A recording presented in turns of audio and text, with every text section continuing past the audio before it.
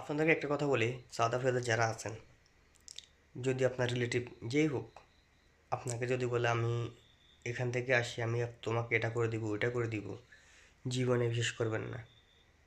আপনাকে দিয়ে খাটাইব, পরিশ্রম করব, বাট স্বার্থ যখন উদ্ধার হয়ে যাবে তখন দিব বাঁশ।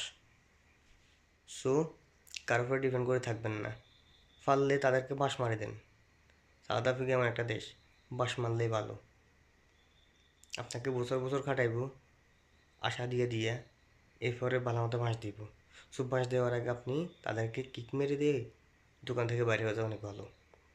আমি সবার কথা বলতেছি না, কিছু কিছু মানুষ আছে।